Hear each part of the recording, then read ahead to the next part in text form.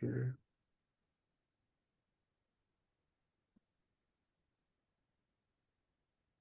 So welcome everybody. Thank you for being on time. Good seeing all of the beautiful faces. Look at these faces we haven't seen for a while too. And our regulars. How cool. Well, welcome nice. to December. This is crazy, eh? Anyone else feel like 2023 just kind of blew through? Almost gone. Unbelievable. Yeah, so it's nice to get together to celebrate, just to spend a few minutes catching up.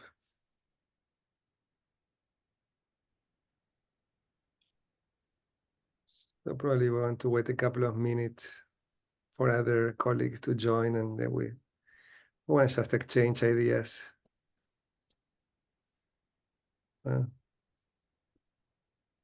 So today we have no real agenda other than to connect as a community and talk about highlights and lowlights and opportunities moving into 2024, checking in on how we're doing mental health wise, because I know there's stuff out in the larger system that often will affect us and our clients.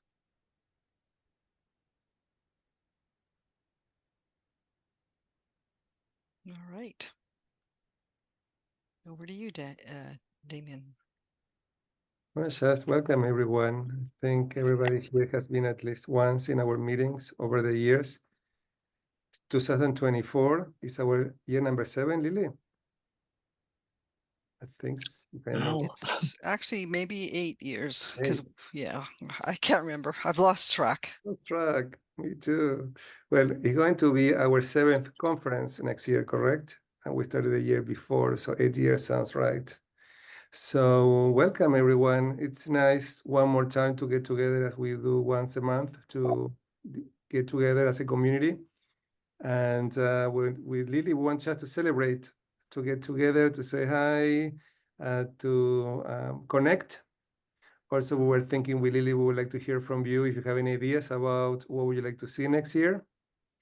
Any suggestions or speakers? I heard that Paul, you sent some recommendations to Lily. That was Lily, correct? Or then you said that was Michelle Lucas? Yeah, it was Paul and Michelle looking to do an event. So I'll get back to you, Paul. The conference is already set, but we're happy to bring you into one of the monthly calls. Yeah, so maybe Lily, you want to give an update about the conference for people. Let people know what's going on. And they want to hear from you. If you have any suggestions or ideas of things you would like to see next year, please let us know because we want to build this together.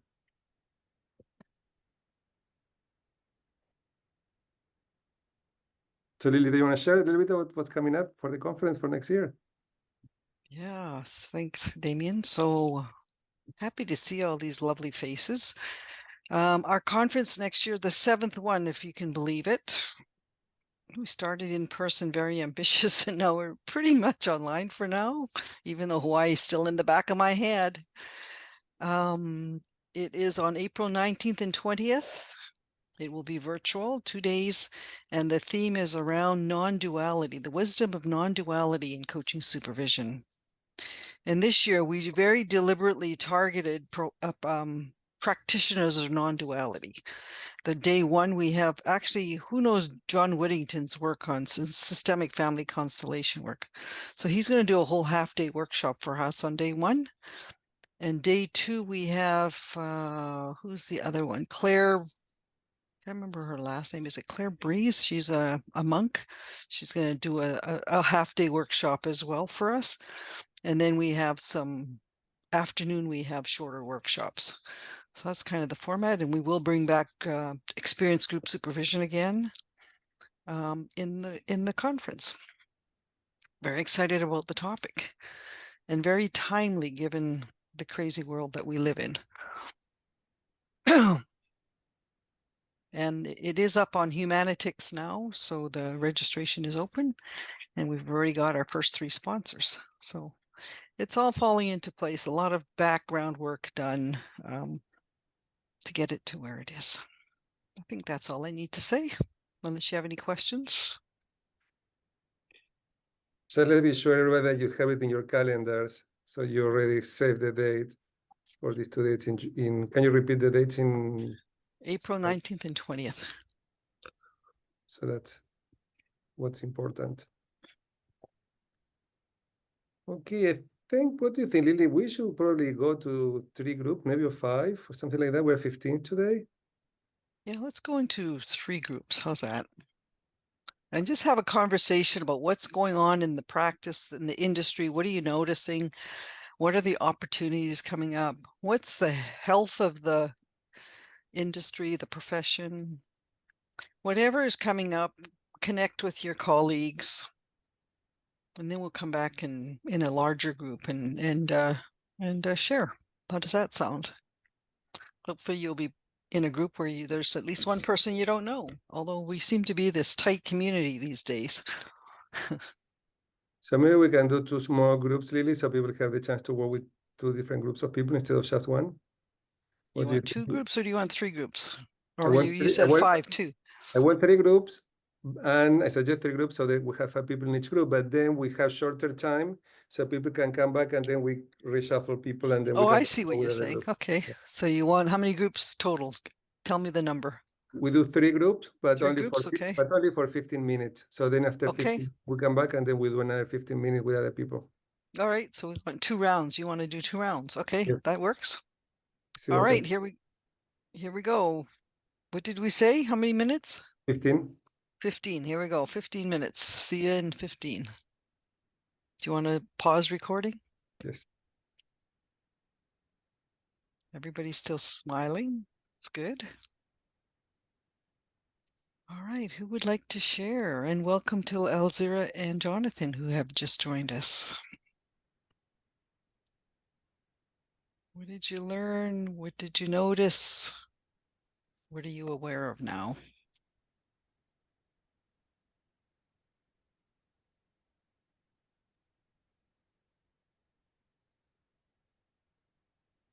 Well, one of the things that was brought up in my group, since nobody else is talking, I don't know why, but I think it was Meryl who said, brought up this issue, as well as Inga, that why people are more attracted to group rather than individual supervision, and what's actually behind that, what the attraction means, where people feel more safe, etc., and what the context of the group, and what makes one more attractive and when to others. Like some people are in group supervision and then move to individual because they want to go deeper. They don't find group supervision as being as but I was pointing out that the longer the group is together, the more safety, the more vulnerability, and the deeper the individuals go in the group. As well, there was this layer of maybe the reason for popularity or our perspective or my perspective, because I brought that up, that I see it, is that I favor group supervision. So it might be my bias, basically, that's what I talk to possible supervisees as well. And I think Anushli was a little bit aligned with me, what's going on with us as supervisors, that we have a certain preferences for individual or for group, somehow. So, and by the way, it was great as well to meet Linda for the first time. We haven't met before, so it was really nice as well from the networking perspective in our group. Nice. Thank you. Me as well. Thank you. So also from that group, one of the things I was sharing with people is, so when Damien and I sat on the board and rocks were thrown at us because we said, well, they were tomatoes, but they felt like rocks. When we were talking about maybe making it obligatory for people to hold a credential, and at least in ICF, and it was just terrible. There was a real corporate immune system, profession immune system, at least in the US. And how that has been 180 on that. And I think it's because of the development. I mean, it's really about coach development and practice development. And I think we got it feels like the whole profession sort of relaxed into this notion that this isn't a critique. But I made the point, a hypothesis, that I think initially, and I hadn't recognized it, there was a lot of resistance to the idea of supervision because it felt like exactly the thing we were trying to avoid in the ethics, not practicing a different discipline with people.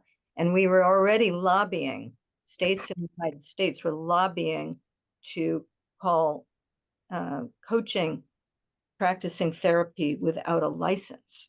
And so we were sort of reacting to that whole initiative. And I think that's healed. And I think it's because we became more global. And we hear the influences in other countries and how they really embraced supervision. But it's totally stunning to me how many people are interested in supervision, signing up to take supervision. And as recently as 4 years ago, when I was in China and saying to people, coaching supervision, oh, no, no, no, no, they don't want any more supervision of anything. And now everyone wants supervision in China. So that's really, it warms my heart. And I know it warms Damien and Lily's hearts too. So. And I agree. I remember the vitriolic comments that were unleashed at that time. It was amazing that coaches could talk that way. Oh, amazing. Is there a recording Really? we can watch? Actually, if you go onto the ICF blog, I think they may still be comments up there from that time. Oh, that would be interesting. However, Meryl, if we didn't discuss it, however, I think about it because I know what happened with mentor coaching after ICF made it compulsory. And people have this limit like, oh, I have to do 10 hours with 3 years, or I have to do 10 hours when I apply for the next level of credentialing with ICF. And I think that this is a huge problem, to be honest, when I looked at it personally. And I'm worried that if ICF makes it finally compulsory with some set number of hours, like you have to do this number of hours, like they did for team coaching, that 5 hours of team coaching supervision and that's it, people will get this number stuck in their head. And it doesn't do them very, very good, yeah?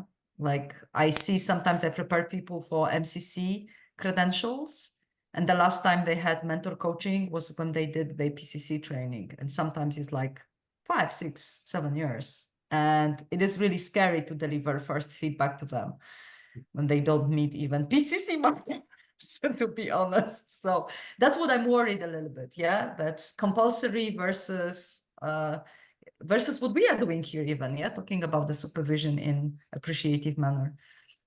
Well, in 2024, I do believe it's going to be some kind of movement after advocating with Lily for 10 years, because we went through the same coaching training, the first coaching training program in the America with Coaching Supervision Academy in 2013. So 2023, this year, were 10 years since we went through, we had been advocating, and now still there is a lot of work to do, and it is a lot of work to do by every one of you here. Every one of you still needs to contribute and collaborate to bring awareness of what is supervision, and we all need to work on this together. I do believe there is a lot of more work to do, and the good news is that ICF this year have some groups. I don't know, I know some of you were in these groups where they were exploring what is supervision, what are the competencies, the differences with mentor coaching. We receive, I don't know how many of you fill out the form, the survey about mentor coaching and supervision, what were similarities and differences.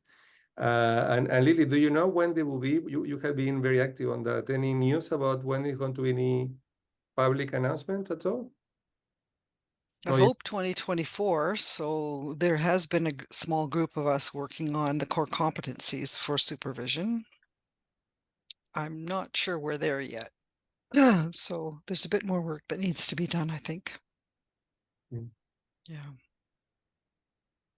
So something will happen in 2024. So pay attention to. Already in 2023, we have a big opportunity with team coaching. We're talking in our group about team coaching supervision and how team coaching is mandatory now for ICF, and how that opened in some way work opportunities for some of you, and also new awareness of what is supervision and the importance of supervision in team coaching. So even though team coaching is more complex than individual coaching, still, I think it's a first great step towards that direction. Although I did notice they watered down the criteria from the pilot to the implementation. So 5 hours, and you can use a mentor coach that has a little bit of supervision training. So I was a little disappointed in that, but it is a first step. All right, what else is in our system, in our orbit? I just want to add that in my group is we talk about coaching and supervision, but that we all have lives behind all of that, and to appreciate that people are becoming grandmothers and having the opportunity to like Kimberly said, oh my gosh, it's just changing my life, and that how that also is going to influence people in their coaching and supervision. Who's becoming a grandmother? Now I'm curious. Yay, Kimberly. And Genevieve, It will change your life. I am a grandmother. I'm here in England with my daughter and her Oh, husband, wow. Amazing. now 6 months old. So I'm here for the, Aw. yeah, it is amazing. Yeah. Who else is a grandmother? Yes, changes our lives, right? Genevieve is going to be grandma next year, Yeah. 5 months. All right. What else is in our orbit?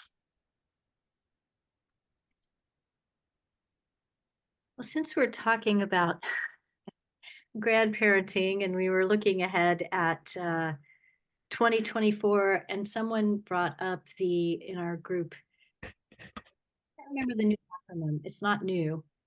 But it was new for me. What is it? Bonnie.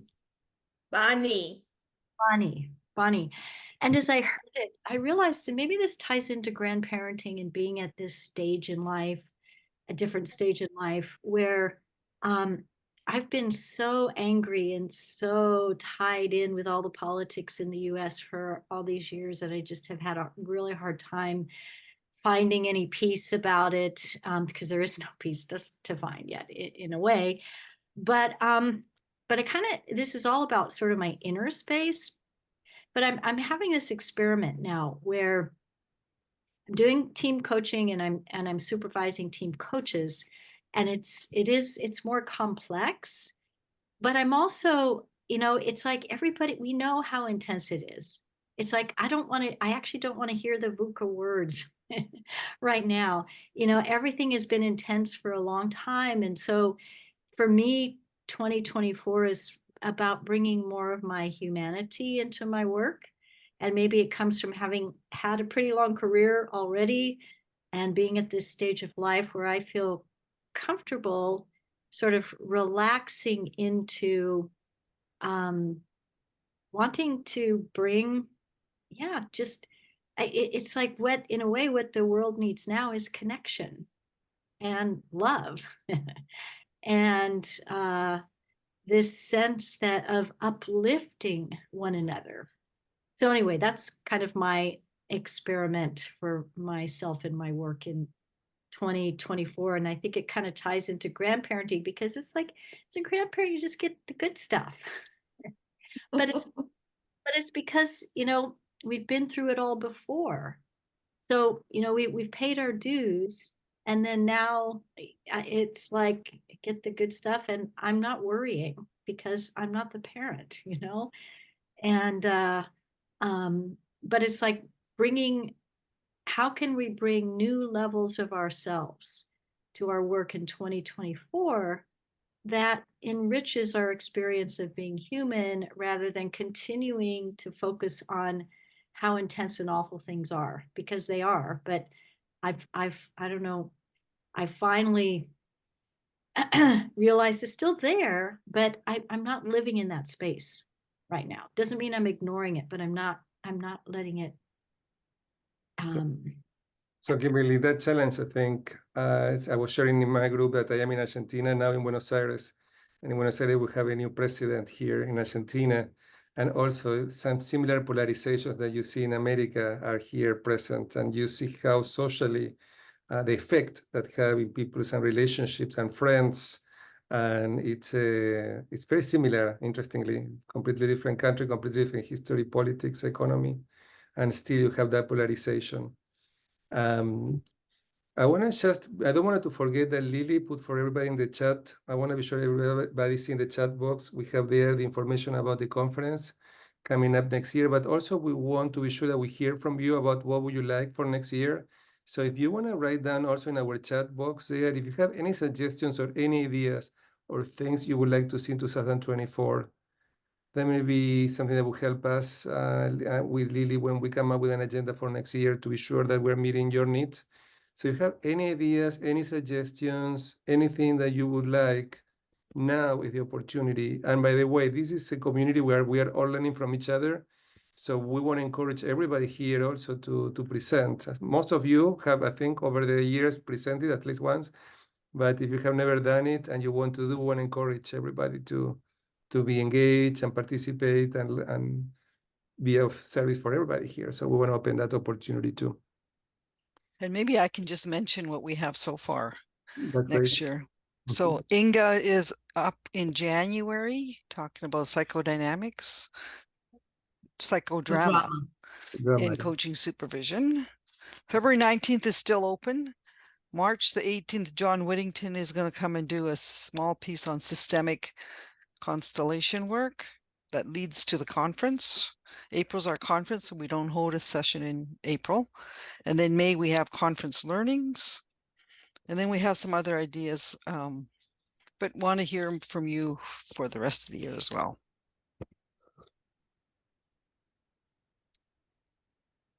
So what do I put one thing in the chat. Okay, great. I'm interested in a team coaching supervision per se. However, there is one aspect which I prefer to say than maybe write, because we talk a lot about ethical aspect of when we supervise somebody. But I think that there is a lot of to still discuss about the ethics of supervision, ethical boundaries of supervision, especially in a group, individual setting, or when we supervise internal coaches. Or when we I do a lot of supervision for leaders who use coaching as a tool. So it's like certain aspect. And I'm really interested in maybe having anybody who is an expert, because I feel that there are some layers to ethical challenges for supervisors, especially in working with internal coaches or leaders in organization. And I maybe I'm not even asking the right question. So it's not so much about how supervision helps with ethics, but ethics of a work of a supervisor. Have I put myself clear enough? Interesting. I know that, you know that Eva Hirsch-Pontes came up with a book as one of the editors with Clutterbuck and a couple of more people on ethics. I don't know if people know that the book just came out. Yeah, I wrote the chapter here. Eva, congratulations. I didn't know that. Okay, so that's I have not seen the book yet, but I was wondering if there is anything from there that maybe It is about ethics in coaching mostly. It says about it. I haven't read it fully yet, but there is a chapter on the supervision, how it helps in ethical challenges. At the same time, I'm thinking more about like what ethical challenges I have as a supervisor. different. Of my work. Maybe you can recommend one of the authors from that book, and we will invite them. Any other topics that are top of mind for 2024? If I can just step in very quickly, then we will be continuing with the book club. That's already 2 years, a little bit more. But we are growing the team now. Inga, who will be stepping away for 6 months, and Anushli join me. And she is going to share a Google form in the chat box now that we prepared this morning, because we need your help to improve what we are doing. So please, she will share the Google Doc, and if you can answer, then we will be co-creating that book club. Thank you very much, and we will resume end of February. Thank you. Great, thank you. Thank you for contributing to the community through the book club over 2 years, Inga and General Beer. So thank you for your contribution to that. And welcome to Anushli. Yay, Anushli. I see that Catherine is suggesting AI. That's something interesting, artificial intelligence and supervision. And that's definitely a great That idea. is definitely a hot topic. All right, shall we go back into another round of 10 minutes? Yeah, Meet different people, talk about what's going on, see if there's anything that is generative from this conversation. So we'll do 10 minutes and then we'll come back and then we have to start closing, I guess. Cool. All right, here we go. 10 minutes.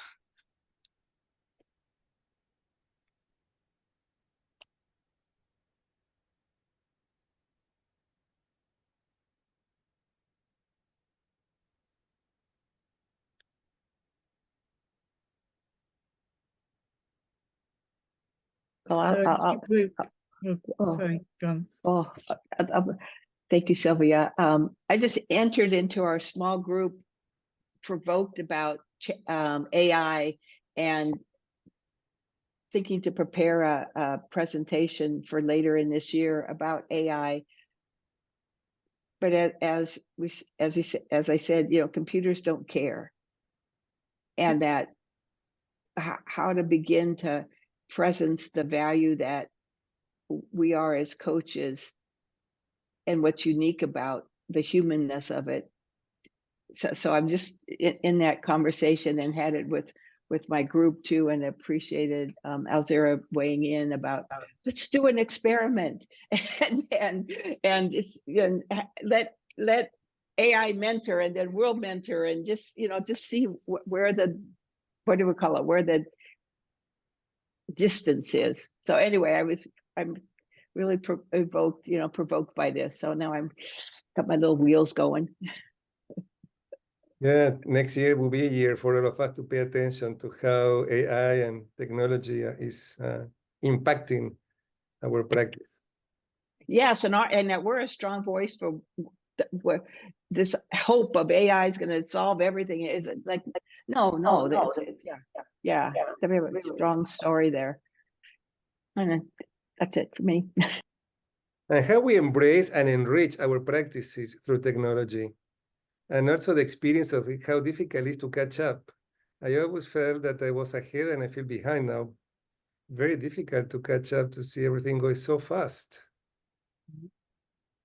Inga, you have been working in that sector for a while. Yeah, I have been. I've been supporting now actually some teams that work with the aspect of AI compliance, AI ethical challenges, AI and personal data abuse and so on. But these are engineers. They don't think like we do think. So this is very interesting. But I'm worried. I'm not such a fan of AI, and I'm really worried of all of this tools which show up to use in mentoring and supervision and so on in coaching, because that's what a lot of platforms are doing, is actually they want to use AI to democratize coaching, meaning pay less basically to anybody involved there. So that's the painful perspective of it. Yeah. And I do agree with Meryl what you said, that AI does not feel. And very often it is created by neurodivergent engineers as well, who have a very different perspective than I have sometimes. So I'm really worried when I looked at how these tools look like. Yeah, but Damian, yeah, I think everybody feels a little bit obsolete and outdated today, even AI engineers, because the thing changes so fast. Yeah, somehow. Yeah, by the way, that's ethical challenge again, Lily, to add to the ethical challenges of our work. I'm actually feeling like I might have to sit for a lot of supervision sessions to figure out to overcome the fear of the unknown with AI. And I think it's also, as Damien said, feeling like left behind. Some world is like moving like really fast and feeling like left behind. These are the two feelings that I'm trying to figure out. And I'm sure supervision is a good place to have a conversation. Thank you. Sylvia, were you going to say something before? Yeah, we were we were talking about AI as well, thinking about the opportunities and challenges, and we were discussing that in a different group of supervisors I was in, that someone was using closed captioning, which is obviously of great help for people who find that useful. But we were wondering if you can then capture that, and if they can write the words as we're talking, does that mean somebody or some bot is listening?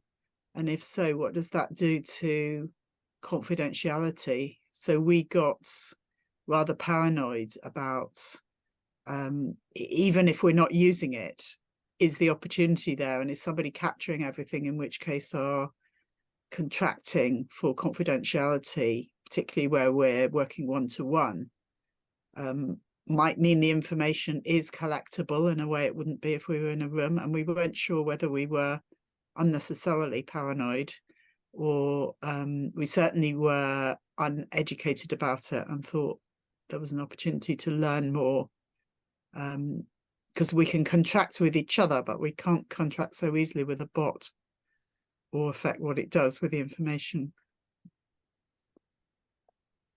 That sounds a conversation, Sylvia, to be continued next year.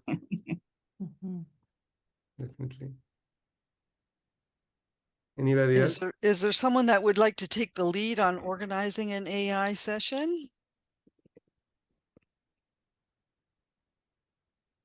I don't know if anybody knows the Wreath lectures, the sort of Christmas lectures.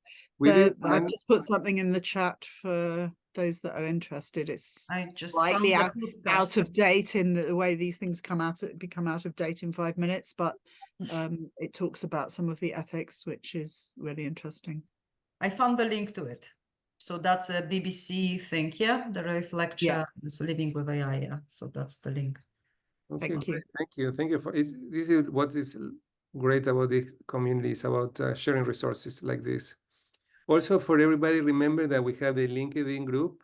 And LinkedIn, you can share resources, information, anything that you think can be helpful for other colleagues. Please share there. Even activity where you are involved, if you're presenting or you're doing a presentation for a chapter, or Catherine, you're all the time organizing different activity for your community. You can also invite us in the LinkedIn group. And I think we need to start wrapping up. I can also support this AI, Lily. I can help organizing that. I did a session on AI for the Asian Supervisor Network, and the recording is in YouTube. So you go to YouTube, AI, you'll be able to watch that. So that can be also for you, for your interest, if you're curious, but we can continue that conversation next year. So Lily, we need to start wrapping up. Just 1 second. Can we just rely on you to answer the Google form and send it to us, please? Thank you. It takes only 5 minutes, even not 5 minutes. Can I add something here? Because we are wrapping up, but I would like to express gratitude to you, Lily and Damian, for making this happen year by year, showing up, animating us. I think this is a amazing thing that this community is growing and living, and it's not easy. And I'm really appreciative and grateful for being the part of it. I think this is an amazing and a really hard job. People might not see, and that's why all these newsletters, information, budging people for the data for newsletters, making sure that people show up. Yeah, like really grateful for your work here. For it's been how many years now? 5, 6, 7, 10? Who knows? So thank you from my side. Yeah, thank you. We do care very much about our community, and we're trying to do our best to keep growing and learning together. But we do need your support. So we want to thank everybody who have contributed in different ways, from presenting, facilitating. We keep growing. We have a book club. We have also a community of neurodiversity that Deborah is facilitating. We have the conferences. We have written a book, and there are more to come. It's what we Team coaching. Yes, team coaching community. Supervision community, yeah. We're open. All right. So happy. Well, happy holidays if you celebrate. If not, peaceful season. And we'll see you all next year. See you. Bye-bye. Thank you for Thank you coming. very Happy much. holidays. Bye-bye. Yes. Bye-bye. Very good. Bye.